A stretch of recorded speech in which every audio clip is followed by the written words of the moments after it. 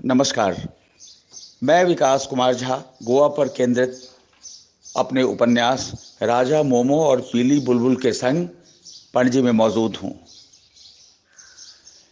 गोवा को लेकर हिंदी में उपन्यास क्यों, यह एक सहज सवाल सबके मन में आ सकता है, लेकिन दरअसल इसकी बहुत ज़रूरत थी, क्योंकि हिंदी पट्टी में विशेषकर गोवा को लेकर जो छवि है वह बहुत अच्छी नहीं है।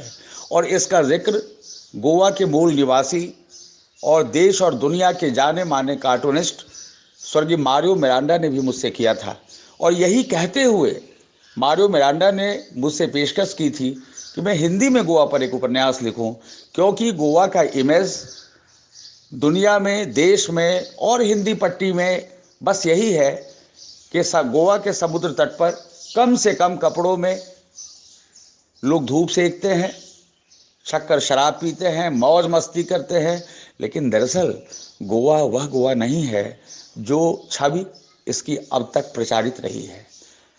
गोवा दरअसल आत्मा से गाँव का एक प्रांत है, एक बहुत नन्हा मुन्ना प्यारा दुलारा सा प्रांत, एकदम गुट्टू मुट्टू छोटा सा सुंदर मोहक प्रांत है गोवा। लेकिन दुर्भाग्यवश इसकी छवि बहुत कलंकित की गई है। राजा मोमो और पीली बुलबुल उपन्यास इन सभी भ्रांतियों को दूर करने की कोशिश करता है। और आज मैं पांजिम में हूँ। गोवा के माननीय राज्यपाल ने, श्री पिल्लई महाशय ने इसका विमोचन किया है। गोवा के मुख्यमंत्री डॉक्टर प्रमोद सावंत ने इस उपन्यास की बहुत सराहना की है। और प्रमोद सावंत जी ने मुझसे कहा कि इसकी बड़ी ज़रूरत थी, इस एक बड़ी कमी आपने पूरी कर दी।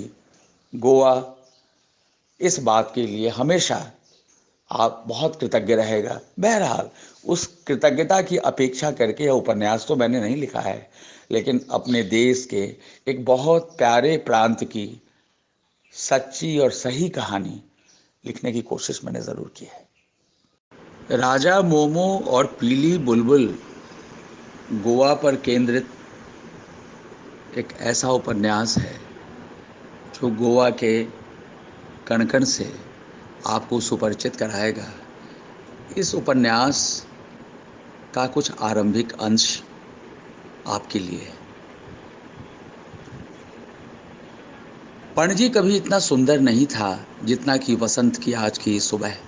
अलस भाव से मंद मंद उभरते भोर की सफ़ेदी की फैल रही अनेक मोहक चित्र विचित्र रंगत सृष्टि के चषक से छलक छलक कर 32 दांतों के संग मुस्करा रही है।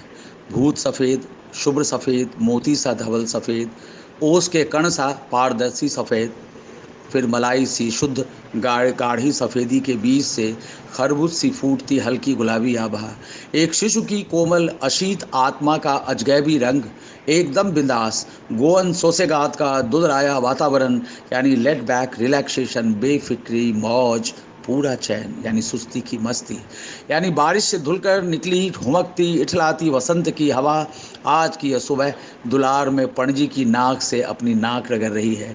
मांडवी नदी के बाएं तट पर गोवा की यह प्यारी सी राजधानी प्राचीन समय के तेली गांव को काट कर बसाई गई थी। मांडवी और एल्टिनो पहाड़ी की युगल शोभा से सुसज्जित है पणजी।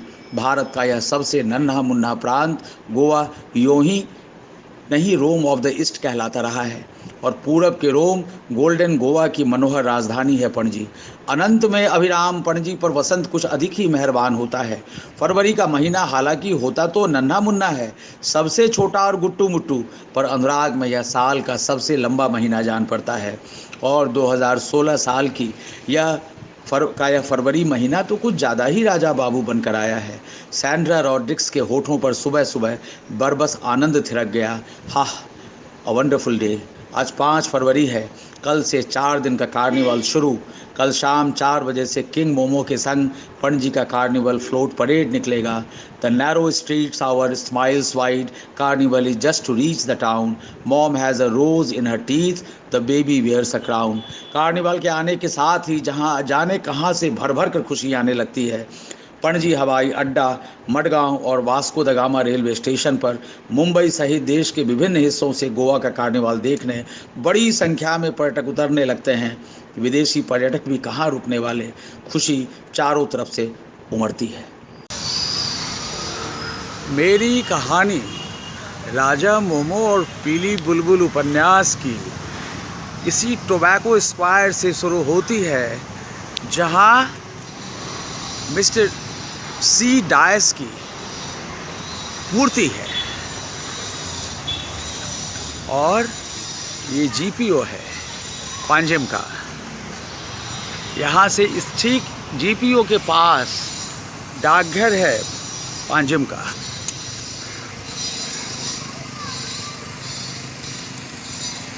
और दरअसल हमारी सैंड्रा, जो राजा मोमो और पीली बुलबुल उपन्यास की नायिका है, इसी इलाके में रहती है। इसी इलाके में रहती है, इस टोबैको स्क्वायर के पास। यहाँ